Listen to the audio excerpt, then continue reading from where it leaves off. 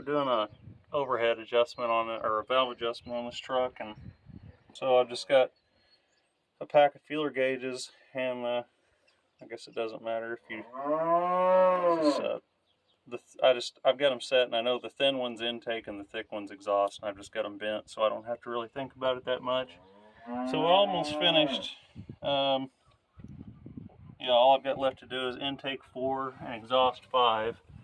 So all you want to do is, I've got this loose, and you take your feeler gauge, maybe, and get under here, and you just want it to feel like it's almost a magnet holding it. So you tighten it up a little bit, and here's what I've got. What is this? 6mm Allen is what it takes for these, and then the jam nut or whatever, 17mm. So I'm just kind of messing with it, and I leave it just a hair looser than I want to. And then usually when I tighten the nut up, it gets about right. So I got my 17mm. Let's see. It might be just, yeah, might be just a skosh tight. How much is a skosh, Gib? I don't know. I'm loosening just a cat whisker.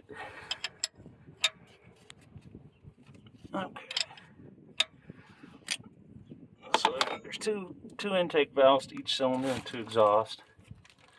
And then Gib's gonna have to help me set the Jake brakes.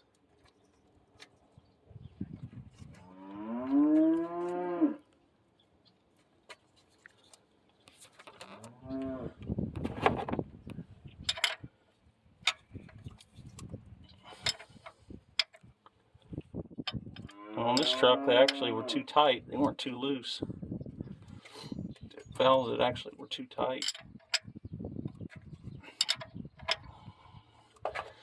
And then on every piece under here, it is 37 foot-pounds.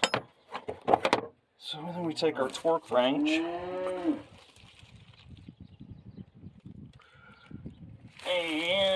let's see, number 4. We tighten it up until it tells it's tight.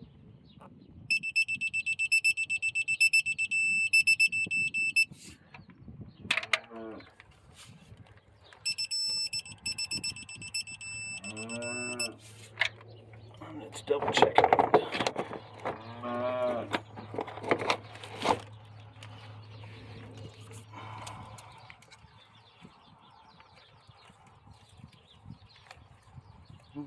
That might be just a little tight. Yep, it is. So, yep, I'm not happy with that. It's too tight.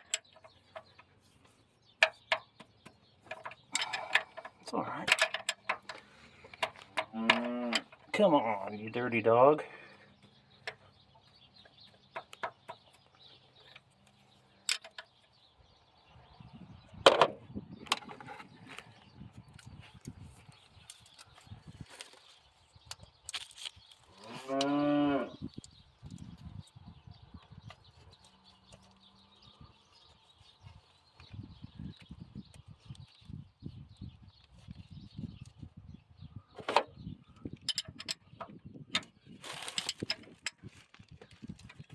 I'd rather him just a hair loose than hair too tight.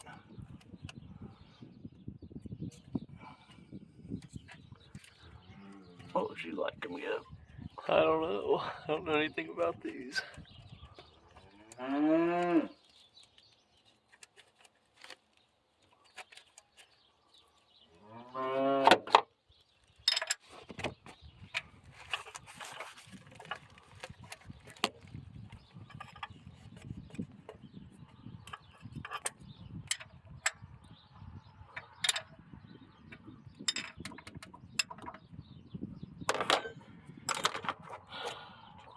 One more time.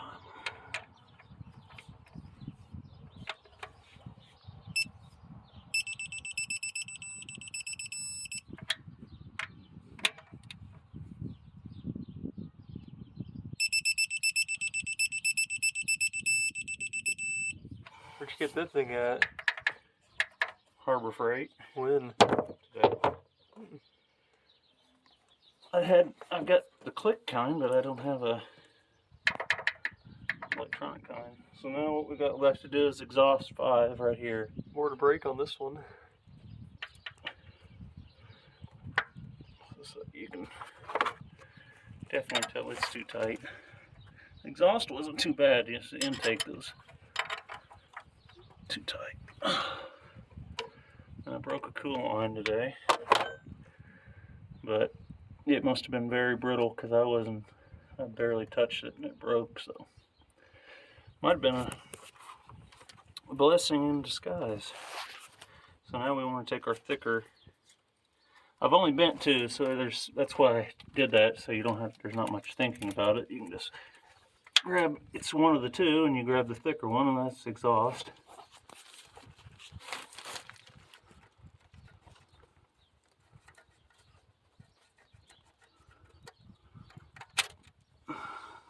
These are the pain in the neck. You can only get to them from one side.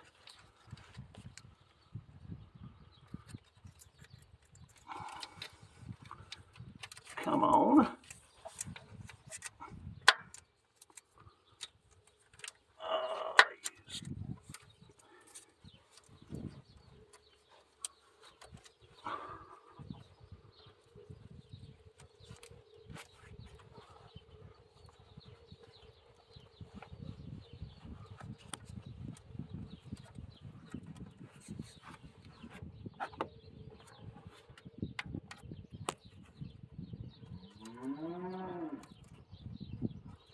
Well, it's hungry.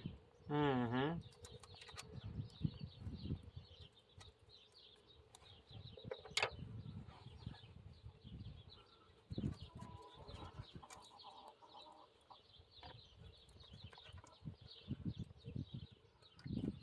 Shows a rooster.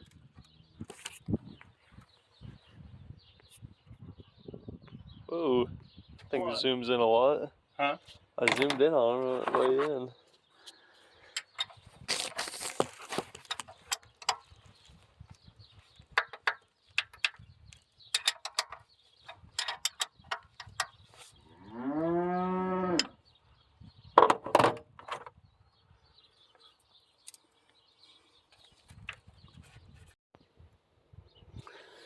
I thought I'd show you one more thing when you're doing this. You can't really see it, I got so much oil on it. But you see 153624, that's a firing order.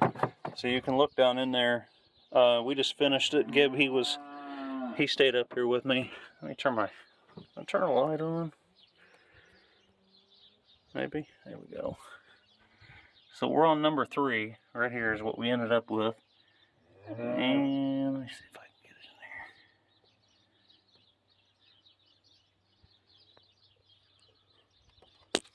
in there. No, you can't tell. Oh, I'm too far back, that's why. Maybe. There it is. If you look right there in the screen where that roller is, see where that cam lobe's at its apex. So you find out which one's close, you bar it over till it hits its apex. And then this little tool here is the won't focus. That's how you set the Jake brakes. Jake brake is this one right here, this nut, and see, this isn't the right one, but anyway, you go in here and do the same thing, and yeah, so we'll button it back up. We got it all finished, and then I'll show you a couple other things. I'll kind of lay my tools out about what you'll need, and maybe you'll save a little heartache. So, see you in a minute. Okay, thought I'd show you what you're going to need to do this. This cover right here is what covers up the flywheel and the ring gear. And this tool right here is what you can use this. It just mounts up where that plate would go. And then you can take a socket wrench and bar the engine over like that. If you don't have that, you can just use a screwdriver. It takes a little longer. And then when you get that, you're going to there's some little slots in the flywheel itself, and you're going to go around and around until you find a little there'll be a little dent in one of those, and it's only in one spot around that whole flywheel. And then I just take a paint marker and I mark that. When you find that, there is a small marker that's inside this window right here. It's a piece of casting that's inside the bell housing, and that dot will go right in the middle of that. And when you get it to that point, you will take the you'll take the crank position sensor out. It's on the driver's side of the bell housing. There's just one little torque screw that holds it in there, and then this is your timing pin. This will go through that slot, and then that little nub right there is what will it'll lock the engine where it won't rotate, and you'll be on top dead center. The other thing, it's the nuts on that is 17 millimeters, so you can have a wrench, and then you'll have a socket for your torque wrench. These tools right here is what you adjust the Jake brakes with, and this is the older one, 4.1 millimeter. Those are for, I think it's up to 2013, and then 13 and newer. It's not wanting to focus. Take a 4.6. You can look at the literature on that on the internet. It's goes by serial number. Once you get to it says after you get over a certain serial number, you go to the 4.6, and then 2 feeler gauges. Let's see. That's why, like I said, I bent these. It's in metric. Yeah, in metric, the intake is 4 millimeter and the exhaust is 6 millimeter. So I just bent those two, and then, like I said, you can feel the one that bends.